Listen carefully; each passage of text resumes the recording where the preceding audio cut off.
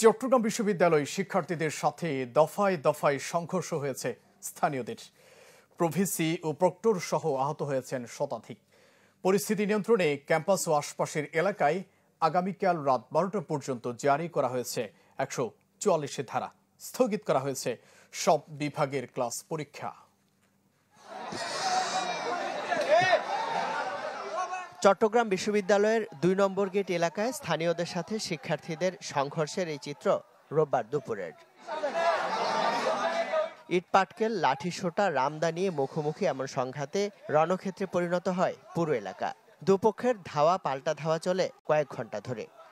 সংঘর্ষে আহত হন বিশ্ববিদ্যালয়ের উপাচার্য, প্রক্টর, সাংবাদিক, গ্রামবাসী সহ 150 শতাধিক।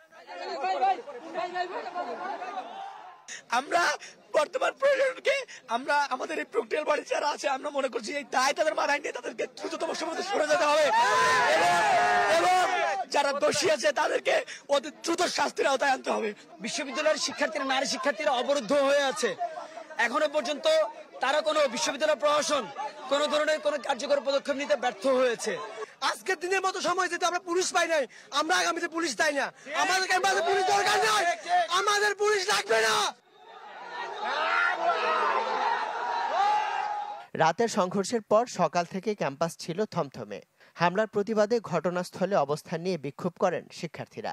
এক পর্যায়ে আবারও উত্তেজনার সৃষ্টি হয় শিক্ষার্থী ও স্থানীয়দের মাঝে, যা গড়ায় সংঘর্ষে। এতে ঘটনাস্থল ছাড়াও আশপাশে বিভিন্ন স্থানে স্থানীয়দের হামলার শিকার হন শিক্ষার্থীরা। কয়েক ঘণ্টাব্যাপী সংঘর্ষ চললেও ক্যাম্পাস বা আশপাশে ছিল না আইনশৃঙ্খলা বাহিনীর উপস্থিতি।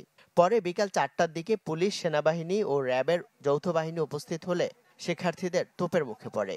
শিক্ষার্থীদের অভিযোগ, বিশ্ববিদ্যালয় প্রশাসনের ব্যর্থতা আর আইনশৃঙ্খলা বাহিনীর উদাসীনতায় সংঘাত ভয়াবহ রূপ নিয়েছে। এখানে রাতের অন্ধকারে সন্ত্রাসীরা হামলা করছে, তখন আমরা বিশ্ববিদ্যালয় প্রশাসন কাউকে দেখি নাই, আমরা রিস্ক করতে পারি নাই। আমার প্রায় শতাধিক ভাই বন্ধু, ছোট ভাইরা আহত হচ্ছে। দুই পক্ষের থেকে উস্কানি চলতেছে। আমরা চাই আসলে এটা নিরাপদ থাকুক ক্যাম্পাস। আসলে এলাকাবাসী বলে, বিশ্ববিদ্যালয় স্টুডেন্ট বলি, যারা ক্ষয়ক্ষতি হয়েছে অবশ্যই তাদের ব্যাপারটা দেখে যেন একটা শান্তিপূর্ণ পরিবেশ বিরাজ করে যায়। এর আগে শনিবার রাতে বিশ্ববিদ্যালয়ের 2 নম্বর গেট এলাকায় বাসায় প্রবেশ করা নিয়ে দারোয়ানের সাথে এক ছাত্রীর বাদানুবাদ হয়, যা ঘিরে শিক্ষার্থী ও স্থানীয়দের মধ্যে ব্যাপক সংঘর্ষের ঘটনা ঘটে। রাতভর চলা দফায় দফায় এই সংঘর্ষে আহত হন শতাধিক শিক্ষার্থী ও গ্রামবাসী। ছোট্ট একটা ঘটনার ভুল বোঝাবুঝির কারণে আসলে এলাকাবাসী এবং বিশ্ববিদ্যালয়ের ছাত্রদের সাথে ভুল বোঝাবুঝির একটা মাত্রা শুরু হয়। পরিপ্রেক্ষিতে একে অপর রাগের মাথায় ছাত্ররা রাত্রে এখানে হামলা চালায়।